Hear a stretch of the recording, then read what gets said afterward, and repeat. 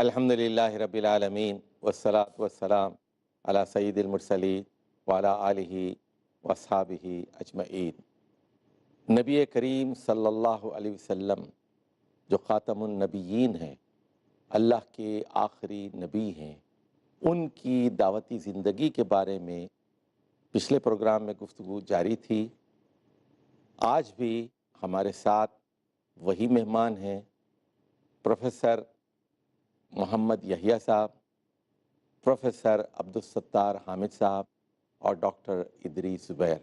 میں ہوں آپ کا میزبان خلیل الرحمن چشتی۔ میں نے آپ سے وعدہ کیا تھا کہ پروفیسر یحییٰ صاحب نے بت پرستی کے حوالے سے گفتگو پچھلے پروگرام میں آپ کے سامنے رکھی تھی کہ وہیں سے انشاءاللہ ہم بات کریں گے جہاں سے بات کا اختتام ہوا تھا۔ پروفیسر صاحب، دنیا میں آج بھی اتنی دنیا ترقی کر گئی ہے سائنسی میدان میں، ٹیکنالوجی کے میدان میں، لیکن انسان اتنا گھٹیا ہے کہ وہ اپنے ہاتھ سے خدا تراشتا ہے اور پتھر کے آگے سجدہ کرتا ہے۔ بت پرستی کے بارے میں رسول اللہ صلی اللہ علیہ وسلم اور مشرکین مکہ کے درمیان کشمکش کا آغاز کیسے ہوا اور پھر یہ تحریک توحید کی کس طرح آگے بڑھتی گئی؟ دیکھیے، شیطان نے اللہ کی اس مخلوق پہ ڈاکہ ڈالا ہے جس کے بارے میں اللہ نے یہ کہا کہ ہم نے اس کو احسن تقویم میں پیدا کیا، خوبصورت شخصیت بنی ہے اس کی۔ اور بلکہ قرآن تو یہ کہتا ہے کہ جب شیطان نے سجدہ نہیں کیا تو اللہ نے کہا کہ ما منعک ان تسجد لما خلقت بیدی، کہ تمہیں اس کو سجدہ کرنے سے کس چیز نے روکا جسے میں نے اپنے ہاتھ سے بنایا تھا، اپنے ہاتھ سے بنایا تھا۔ یہ عزت دیکھیے اللہ تبارک و تعالیٰ کی ایسی مخلوق کہ جس کو اس وقت کی بزرگ ترین مخلوق نے سجدہ کیا۔ اور بلکہ قرآن تو یہاں تک کہتا ہے وَلَقَدْ خَلَقْنَاكُمْ ثُمَّ صَوَّرْنَاكُمْ ثُمَّ قُلْنَا لِلْمَلَائِكَةِ اسْجُدُوا لِآدَمَ۔ اکیلے آدم کا سجدہ نہیں ہے، لقد خلقناکم، ہم نے تمہیں سب کو پیدا کیا، پھر تمہاری صورت گری بھی کر دی اور تم اس کی پشت میں تھے اپنے باپ کی۔ ثم قلنا للملائکۃ اسجدوا، یہ سب مسجود تھے۔ اب ان کو اتنا ذلت پہ نیچر کے بجائے اس کے کہ وہ اللہ جل جلالہ سیدھے اس کی بندگی کے تعلق اس رشتے میں جڑ جائیں، اس کی بندگی کے ساتھ کے رشتے میں اس کے ساتھ جڑ جائیں، وہ ان چیزوں کو جو کوئی حیثیت انسان سے کوئی افضل نہیں ہے، انسان سے کوئی مخلوق برتر نہیں ہے۔ سانپ کیسے ہو سکتا ہے؟ گائے جو خادم ہے اس کی کہ اس کے دودھ پلائے، وہ کیسے ہو سکتی ہے؟ بندر کیسے ہو سکتا ہے؟ انسان کی بنائی ہے اللہ نے، کیسی عظمت ہے اس میں۔ تو یہ شیطان کی بہت بڑی کامیابی ہے کہ وہ انسانوں کو اس مقام سے گرا کے جانوروں سے بدتر کر دے۔ آپ آج کل کسی کو کہیں تو صاحب، گھر میں جو خرابی ہے ذرا اس کا بھی ذکر کر دیجیے، اس لیے کہ ہمارے ہاں قبروں کو بھی سجدے کیے جاتے ہیں۔ دیکھیے، ظاہر ہے کہ وہ مردہ پرستی ہے، اور مردہ جو ہے وہ تو پھر کھڑی مورتی کو پوجنا یا پڑی مورتی کو ایک پوجنا، ہی بات بات تو ایک ہی ہے۔ ہاں، زندہ کو پوجیں یا مردہ کو کسی پوجیں۔ کو بھی، کسی انسان کو بھی، کسی بت کو، کسی انسان کو، آپ کسی کو کہہ دیں تم جانور سے بدتر ہو، وہ لڑ پڑتا ہے، اور وہی اگر پوج رہا ہے کسی جانور کو تو پھر بدتر تو ہوا اس سے۔ ایسے لوگوں کو پروفیسر صاحب قرآن مجید نے تو خود کہہ دیا نا، اولئک کالانعام بل ہم اضل، یہ تو جانوروں سے بھی بدتر ہیں جو تو غیر اللہ اللہ کے کی پوجا رسول کرتے صلی اللہ علیہ وسلم کا جو مشن ہے وہ یہی ہے کہ انسان اس ذلت سے، اس برائی سے، اس توہینی اس کیفیت سے، حقارت اور صغار، اور بہت چھوٹا ہو گیا ہے اور اپنے مرتبے سے بہت نیچے گر گیا ہے، اسے نکل آئے اور اتنی عظمت اسے مل جائے کہ براہ راست وہ اللہ کی بندگی سے جڑ جائے۔ اور دیکھیے، سجدہ کرتے ہوئے جب انسان مسلمان یہ کہتا ہے سبحان ربی الاعلیٰ، پاک ہے میرا رب، اس سے تعلق جڑ گیا، میرا رب، اور یہ کتنی عظمت ہے انسان کی، میرا کہے اپنے رب کو، الاعلیٰ جو سب سے بلند ہے، تو جو اتنا بلند ہے اس کی بندگی کا براہ راست وہ اس تعلق سے جڑ جاتا ہے، بندگی کے ذریعے سے اس سے جڑ جاتا ہے، تو وہ دوسری چیزوں کو جن کی کوئی حیثیت نہیں ہے یا کو مر چکے ہیں، بات یا مرے لے ہوں کی جائیے۔ قبریں ہیں یا مرے ہوں کے مجسمے ہیں، تو اس کی اس سے زیادہ توہین کیا؟ تو رسول اللہ صلی اللہ علیہ وسلم نے یہی چاہا کہ ہر انسان، تم اپنے آپ کو اس گندگی سے نہیں نکالو گے تو پھر گندی چیزوں کا سا انجام تمہارا بھی ہوگا۔ جب ہمارے دفتر میں یا ہمارے ہاں کوڑا کرکٹ بہت ہو جائے یا ردی کے ٹکڑے بہت ہو جائیں تو اسے کہاں پھینکا جاتا ہے؟ کیا کیا جاتا ہے آج کل؟ انسینیریٹر میں، ایک جلتی ہوئی بھٹی میں پھینک دیا جاتا ہے۔ جب تم خود کو یہاں تک لے جاؤ گے تو پھر یہی بھٹی ہوگی، پھر اس کوڑا کرکٹ کی طرح تم بھی جلا دیا جاؤ گے اور ختم ہو جاؤ گے۔ اور اللہ کے رسول صلی اللہ علیہ وسلم چاہتے ہیں کہ تم خود کو اتنا گرا کے اور بھٹی میں جانے والی کیفیت پہ آ گئے، تم اس کے مستحق ہو گئے کہ تمہیں ختم کر دیا جائے۔ اس گندگی کو اللہ کی زمین بھی برداشت نہیں کرتی کہ انسان اپنے مقام سے اتنا گر جائے کہ جو چیزیں اس کی خدمت کے لیے ان کو خدا بنا لے، یا جو اس جیسے ہیں اور مر کے بیچارے اب اللہ کے سامنے پیش ہیں، کیا پتہ کیا ان کے ساتھ ہوتا ہے وہاں، تو ان کو اپنا خدا بنا لے اور ان سے عرض ہوئے۔ اور وہ جو حی و قیوم ہے، جو ہر وقت سنتا ہے، جو کہتا ہے مجھ سے مانگو، رات کے آخری حصے میں آ کے کہتا ہے کوئی ہے جو مجھ سے استغفار، غلطیاں ہوئی ہیں تو میں معاف کر دوں اس کو۔ رسول اللہ صلی اللہ علیہ وسلم کے پیغام کا سب سے بڑا مقصد کیا ہے؟ سب سے عظیم، سب سے بڑا اللہ ہے، اور اس کے بعد پوری کائنات میں اس کا بندہ ہے، اگر اس کا ہو جائے تو۔ کیا بات کیا آپ نے۔ یہ مقام، یہ ہے دعوت۔ بندوں کی بندگی سے ہٹا کر اللہ کی بندگی کی طرف لے جانا، یہ ہے دعوت مصطفیٰ۔ پھر اللہ کے رسول صلی اللہ علیہ وسلم، یہ سب سے بڑا وہ ہے۔ اور حضرت عدی ابن حاتم کو رسول اللہ صلی اللہ علیہ وسلم نے کتنا خوبصورت بات ہے، وہ بھاگ گئے، بنی طے کا قبیلہ جب فتح ہو گیا تو وہ چلے گئے۔ بہن مفتوح ہو کے آئی، اللہ کے رسول نے عزت کی، سفانہ کی، اس کو ایک کنٹینجنٹ دے کے دستے کے ذریعے بھیجا اپنے گھر جاؤ، اور ساتھ ہی سال بھر کا خرچہ بھی اونٹ پہ لاد دیا۔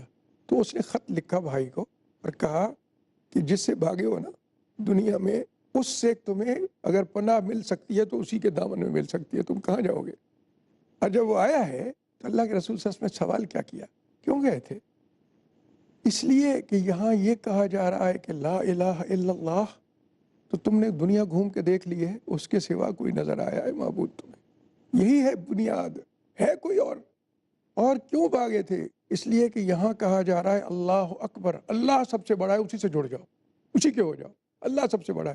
تم گھوم کے دیکھ آئے ہو، اس سے بڑا کوئی نظر آیا؟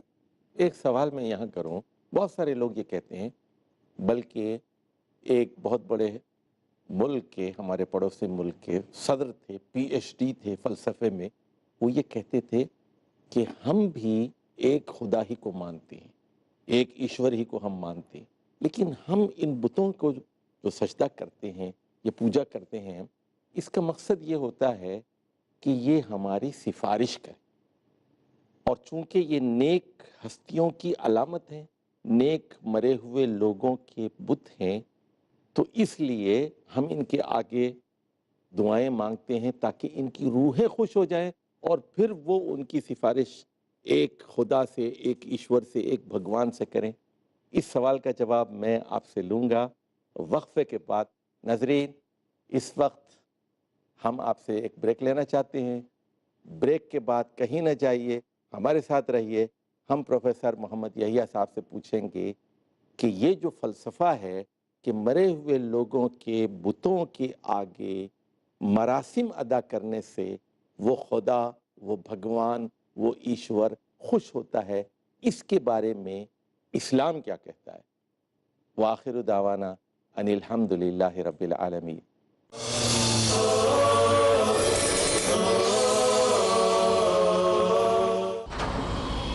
گمراہیوں سے ملتی ہے اس شخص کو نجات، شب روز جو گزارتا ہے عالموں کے ساتھ۔ قرآن مجید ہماری زندگی کی، ہماری ایمان کی روح ہے۔ بے راہ روی سے چھٹکارا، چاہے وہ عقیدہ ہو، چاہے وہ اخلاق ہو، چاہے معاملات ہوں، شائستگی اور سلیقے والی بے شمار باتیں، بندے مومن کا قلب ہر طرح کی آلائش سے پاک ہو۔ یہی کام مومن کو قیامت تک کرنا ہے۔ بہترین معلومات کا حصول، علماء کے ساتھ سیکھیے زندگی گزارنے کے اصول۔ ज़्यादा से ज़्यादा अपने आप को कुरान से करीब रखना और सुन्नत से नज़दीक रखना। کہ رسول اکرم صلی اللہ علیہ وسلم ہر وقت ذکر الہی سے اپنی زبان تر رکھا کرتے تھے۔ ہر اچھی چیز معرفت الہی کا ذریعہ بن جاتی ہے۔ اگر زندگی ہوگی بامقصد تو لمحہ لمحہ ہوگا خوشنما۔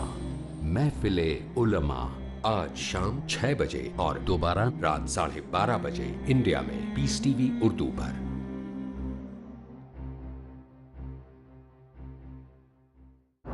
يا ضياء الصدور يا سراج البدور أحينا بالهدى من ظلام وزعمتم ہو نصارات و تمدن میں ہنود، یہ مسلمان ہیں جنہیں دیکھ کے شرمائے یہود۔ یوں تو سید بھی ہو، مرزا بھی ہو، افغان بھی ہو، تم سب کچھ ہو، بتاؤ تو مسلمان بھی ہو۔ محترم ناظرین، مسلمان کو مسلمان بنانے کے لیے، وہ اخلاق و صفات جو رحمان کو پسند ہیں بتانے کے لیے، میں آپ کا دینی بھائی حافظ عبد القدیر عمری پروگرام لے کر کے آیا ہوں صفات عباد الرحمن۔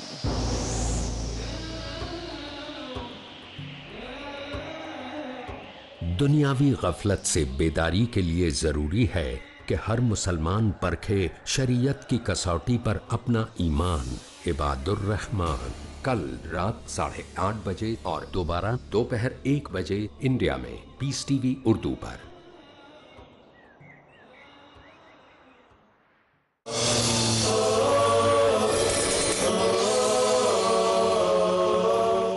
الحمدللہ رب العالمین والصلاة والسلام علی سید المرسلین وعلی آلہ وصحبہ اجمعین۔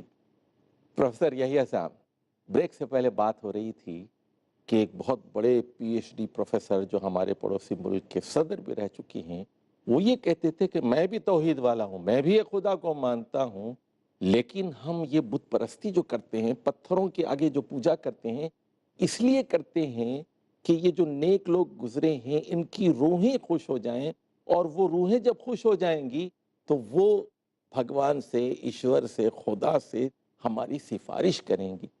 اس سلسلے میں اسلام کی کیا تعلیمات ہیں؟ اسلام تو یہ کہتا ہے کہ اللہ تبارک و تعالیٰ تو خود صبح فجر سے پہلے آسمان دنیا پہ آتا ہے اور کہتا ہے کوئی ہے مجھ سے مانگنے والا۔ وہ تو کہتا ہے مانگو مجھ سے۔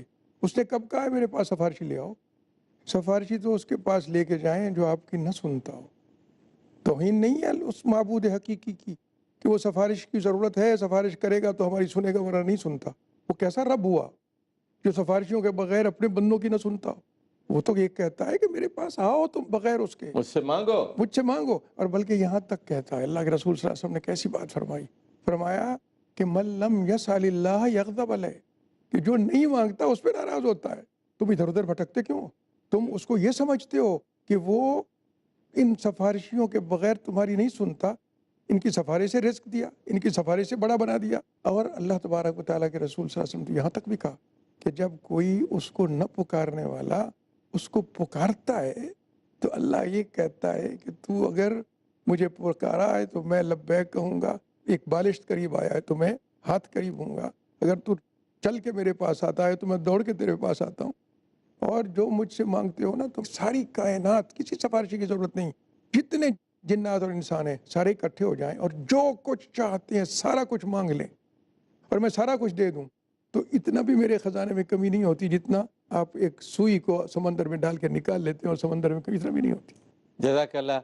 پروفیسر یحییٰ صاحب یہ بتا رہے تھے کہ اسلام کے نزدیک خدا ہی ایسی ہستی ہے، ایک اللہ جسے ہم اللہ کہتے ہیں، ایسی ہستی ہے جو کہتا ہے کہ مجھ سے دعائیں مانگو، مجھ سے سوال کرو، اور جو اللہ سے نہیں مانگتا اللہ اس سے ناراض ہو جاتا ہے۔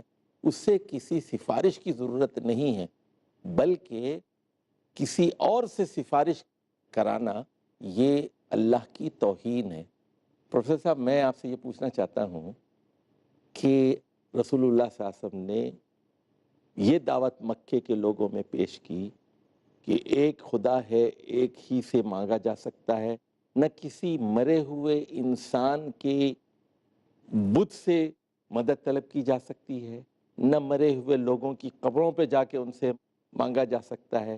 اس کے بعد کیا مرحلے پیش آئے اور کتنے لوگ ایمان لے آئے، اور اگلے 2 سالوں میں 3 نبوی سے لے کر 5 نبوی تک کیا حالات رہے، اور ہجرت حبشہ کا مرحلہ کیسے پیش بسم اللہ آیا؟ الرحمن الرحیم۔ بہت شکریہ چشتی صاحب۔ یہ جو آپ نے بات فرمائی کہ یہ معبودان باطلہ جو ہیں، لوگ ان کو اللہ کے ہاں سفارشی سمجھتے ہیں، یہ دراصل اسی بت پرستی کا ایک تسلسل ہے جس کی طرف پروفیسر صاحب نے اشارہ کیا کہ مکہ مکرمہ کے ماحول میں جہاں رسول اکرم صلی اللہ علیہ وسلم نے اعلان توحید فرمایا اور دعوت توحید دی، اس زمانے کے بت پرست بھی یہی کہتے تھے۔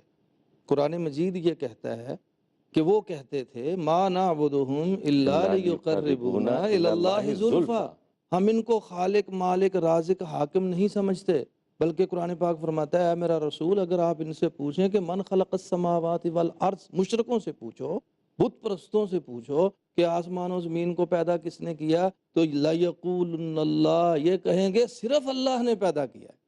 یعنی خالق مالک رازق وہ بھی اللہ کو مانتے تھے، لیکن بتوں کی پوجا اس لیے کرتے تھے کہ وہ کہتے تھے ما نعبدہم، ہم ان کی عبادت نہیں کرتے، الا، مگر اس لیے، لیقربونا الی اللہ زلفا، تاکہ ہمیں یہ اللہ کے قریب کر دیں، زیادہ قریب کر دیں۔ اور سورۃ یونس میں تو اس سے بھی زیادہ وضاحت ہے کہ وَيَقُولُونَ هَؤُلَاءِ شُفَعَاؤُنَا عِندَ اللَّهِ، وہ یہ کہتے تھے کہ ہم اس لیے پیشانی ان کے حضور جھکاتے ہیں کہ یہ ہمارے اللہ کے ہاں سفارشی ہیں۔ اور یہی وہ تسلسل ہے جو آج بڑے افسوس کے ساتھ ششی صاحب ہمیں کہنا پڑتا ہے کہ ہمارے مسلمانوں کے اندر بھی یہ تصور آ گیا ہے، کلمہ پڑھنے والوں کے ہاں بھی یہ نظریہ آ گیا ہے کہ زندہ یا مردہ، کھڑی مورتی یا پڑی مورتی، جب تک اس کو ہم سفارشی نہ بنائیں اللہ کے سامنے، اللہ ہماری سنتا ہی نہیں ہے۔ پھر مثالیں دی جاتی ہیں چشتی صاحب کہ جی چھت پر چڑھنے کے لیے سیڑھی کی ضرورت ہوتی ہے، جی کسی بڑے افسر کے پاس جانے کے لیے، اس سے کام کروانے کے لیے سفارش کی ضرورت ہوتی ہے۔ اللہ فرماتا ہے، جیسا پروفیسر فرما رہے تھے، کہ اللہ تو کہتا ہے قال ربکم ادعونی استجب لکم، سورۃ مومن کی آیت ہے، اے میرے بندو مجھے ڈائریکٹ پکارو، مجھ سے مانگو، استجب لکم، میں تمہیں ضمانت دیتا ہوں کہ مانگ کے دیکھو تو صحیح، میں تمہاری دعاؤں کو قبول کروں گا۔ یہ جو تصور ہے اور احساس ہے کہ چھت پر چڑھنے کے لیے سیڑھی کی ضرورت ہے، کہ چھت ہم سے اوپر ہے، دور ہے، چھت نیچے نہیں آ سکتی، جامد ہے، اس لیے وہاں تک جانے کے لیے سیڑھی کی ضرورت ہے۔ کہ اللہ کی ذات جامد ہے؟ کیا اللہ کی ذات ہم سے دور ہے؟ اللہ تعالیٰ تو فرماتا ہے کہ نحن اقرب الیہ من حبل الورید، میں تمہاری شاہ رگ سے بھی تمہارے زیادہ قریب ہوں۔ اب چشتی صاحب ہمیں سوچنا چاہیے کہ شاہ رگ تک پہنچنے کے لیے کس سیڑھی کی ضرورت ہوتی ہے؟ تو یہ جو کشمکش ہے بت پرستوں کے ساتھ رسول مقبول صلی اللہ علیہ وسلم کی، یہ بنیادی مسئلہ ہے۔ حضرت صلی اللہ علیہ وسلم کی بعثت کے جو مقاصد قرآن مجید میں بیان کیے گئے ہیں، ان میں بنیادی چیز اللہ کی توحید ہے، اللہ سے مانگنے کا تصور ہے، اللہ کے حضور جھکنے کا احساس ہے، دستے سوال دراز کرنے کی بات ہے۔ اس کا کیا نتیجہ نکلا آگے بڑھی ہے؟